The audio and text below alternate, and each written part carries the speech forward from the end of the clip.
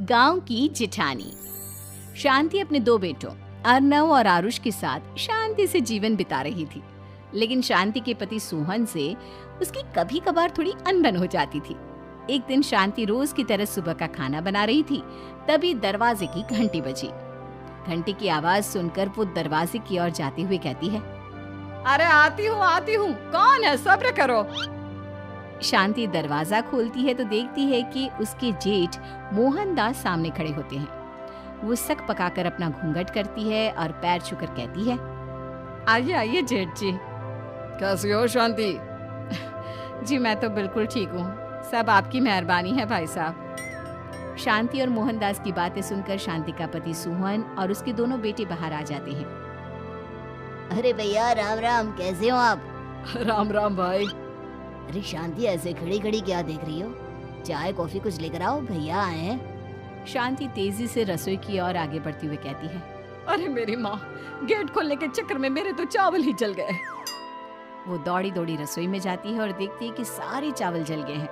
वो दोबारा चावल बनाने में लग जाती है। इतने में सोहन आवाज लगाता है, अरे शांति, तुम्हारे चावल का रोना खत्म हो गया हो तो चाय ले आओ। जी लाती हूँ अभी। शांति जल्दी जल्दी चाय बनाती है और मोहनदास को चाय देती है। सब एक दूसरे की खैर खबर पूछते हुए चाय पीते हैं। चाय खत्म होती ही मोहनदास शांति की ओर देखते हुए मजाक में कहते हैं, शांति, अब तुम्हारी चाय में दम नहीं रहा, अब हमें चाय बनाने वाली बदलनी पड़ेगी। ये कैसे मुमकिन होगा जेठ जी, घर और बाहर का सारा काम मुझे ही करना पड़ता है और कभी कभी जल्दी जल्दी के चक्कर में काम बिगड़ जाते हैं, जैसे आज चावल जल गए। अरे इसी का तो हल लेकर आया हूँ। मैंने रिश्ता देखा है अर्नव और आरुष के लिए। दोनों लड़कियां बहुत सुंदर और सुशील हैं। अगर आप दोनों इजाजत दें तो बात करूँ आगे। सोहन और शांति रिश्ते की बात सुनकर कहते हैं, अब ठीक है, बात चलाइए ना भैया, पर पहले लड़की के बारे में कुछ बताइए तो सही।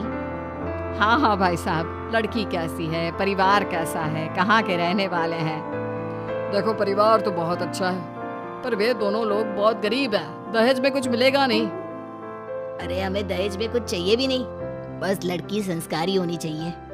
एक लड़की तो पढ़ी लिखी है और शहर की रहने वाली है, पर दूसरी अपनी गरीबी की वजह से पढ़ न सकी और गांव में रहती है। लेकिन दोनों है बहुत खूबसूरत। अगर तुम सबको देखते ही पसंद ना आ जाए तो मेरा नाम बदल देना। हाँ, पर तो हम आंखें मूंद कर भरोसा कर सकते हैं भैया। आप आगे बात चलाइए, हम शादी करने को तैयार हैं। कुछ ही दिन में अर्नव और आरुष की शादी हो जाती है। आरुष की शादी अनपढ़ लड़की मंजरी से हो जाती है, जो कि बहुत भोली भी होती है, और अर्नव की शादी पढ़ी लिखी लड़की तनुजा से हो जाती है, जो कि घमंडी और चालू होती है। एक दिन मंजरी घर के काम कर रही थी कि अचानक शांति उसे आवाज लगाती है, बड़ी बहू, ओ बड़ी बहू, मंजरी जल्दी यहाँ आओ। मंजरी जल्दी जल्दी शांति के पास जाती है। बेटा मेरे पैर दबा दे, बहुत दर्द हो रहा है। जी माँ जी, बस बर्तन धोकर आती हूँ। अरे बैठ यहाँ, मेरे पैर में बहुत तेज दर्द हो रहा है, बर्तन छोटी बहू धो लेगी। मंजरी शांति के पैर दबाने लगती है तो शांति तनुजा को आवाज लगाती है, छोटी बहू, ओ छोटी बहू। तनुजा थोड़ी देर से आराम से चलकर आती है। जी माँ जी, आपने बुलाया मुझे? आपको कोई काम था क्या? तू कुछ काम कर रही है या? शांति की बात काटते हुए तनुजा बोलती है, कुछ नहीं माँ, फोन पर अपने घर पर बात कर रही थी। अरे बाद में बात करियो अपने घर वालों से, पहले जाके बर्तन धो ले। तनुजा मुंह बनाते हुए अपनी जिठानी की ओर देखती है और मन ही मन कहती है, ये महारानी वहाँ बैठी है, ये नहीं कि बर्तन धो ले। मैंने इतनी पढ़ाई बर्तन धोने के लिए की थी क्या? तनुजा दांत पीसकर वहां से चली जाती है। अगले दिन सब दफ्तर चले जाते हैं, तभी डाकिया चिट्ठी लाता है। शांति चिट्ठी लेकर मंजरी से कहती है, बड़ी बहू, जरा छोटी बहू को बुलाना, एक चिट्ठी आई है। मेरी तो आंखें कमजोर है तो मुझसे पढ़ा नहीं ही जाएगा। मंजरी तनुजा के पास जाकर कहती है, तनुजा, तुम्हें माँ जी बुला रही हैं। मुझ पर हुक्म मत चलाओ, काम बताओ काम। अरे मैंने तुम पर कहाँ हुक्म चलाया, और हुक्म चला भी दूंगी तो क्या हुआ, तुम तो मेरी छोटी बहन की तरह हो ना। तुम जैसी अनपढ़, जाहिल और गांव की गवार मेरी बहन नहीं हो सकती। बेचारी मंजरी तनुजा की बात सुनकर अपना सा मुंह लेकर रह गई। कोई चिट्ठी आई है, माँ जी तुमसे पढ़वाना चाहती है, बस इसलिए बुला रही हैं। मुंह टेढ़ा करके तनुजा मंजरी का मजाक बनाती हुए कहती है, अनपढ़ कहीं की। तनुजा का ऐसा बर्ताव देखकर बड़ी बहू बहुत दुखी होती है। तनुजा को अपनी पढ़ाई का घमंड इतना हो गया कि अब वो घर के कोई काम नहीं करती और अपनी जिठानी का मजाक बनाती रहती। तनुजा का ये बर्ताव अब उसकी सास को भी नजर आने लगा था। एक दिन शांति ने अपनी बड़ी बहू से कहा, मंजरी, तनुजा हर समय तुम्हारा मजाक उड़ाती है, तुम्हें गुस्सा नहीं आता क्या? आता तो है माँ जी, लेकिन मैं क्या करूं? जब भी उसे कुछ बोलती हूँ वो और भी जली कटी बातें मुझे सुनाकर चली जाती है। मैं उसे अपनी छोटी बहन की तरह प्यार करती हूँ, लेकिन उसके दिल में मेरे लिए कोई इज्जत नहीं। बहू, तूने वो कहावत सुनी है, जुल्म करने वाले से ज्यादा जुल्म सहने वाला अपराधी होता है। मंजरी अपनी सास का इशारा समझ जाती है। वो अपनी देवरानी को सबक सिखाने की ठान लेती है और एक दिन शांति अपनी दोनों बहुओं के साथ बैठी थी तो शांति अपनी बड़ी बहू से पूछती है, अरे बहू, शाम होने को है, कुछ सोचा है क्या बनेगा खाने में? माँ जी, मेरे तो सर में बहुत दर्द है आज। मेरी प्यारी देवरानी ही कुछ अंग्रेजी खाना बनाकर खिलाएगी। सुना है पढ़े लिखे लोग अंग्रेजी खाना बहुत अच्छा बनाते हैं, क्यों तनुजा? इतना कहकर मंजरी अपनी सास की ओर देखकर मुस्कुरा दी। तनुजा अपनी तारीफ सुनकर बहुत खुश हो गई। इतने में शांति कहती है, ये तो सच बात है छोटी बहू, ये तो मैंने भी सुना है।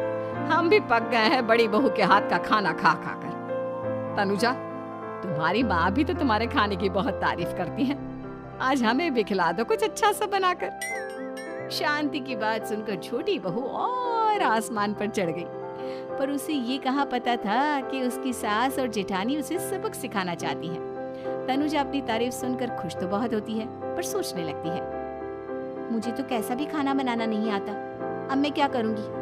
अगर मैंने इनको सच बता दिया तो मेरी सारी इज्जत मिट्टी में मिल जाएगी।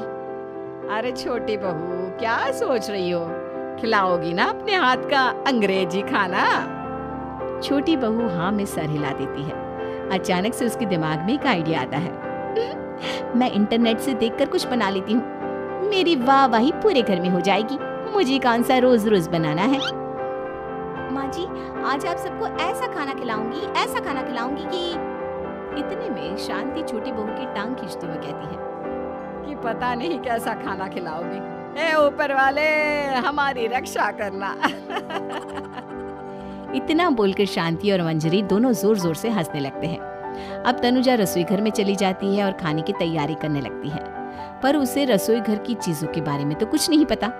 जैसे तैसे सारी चीजें निकालती है और इंटरनेट पर देखकर खाना बनाती है। कुछ ही देर में सब लोग घर आ जाते हैं।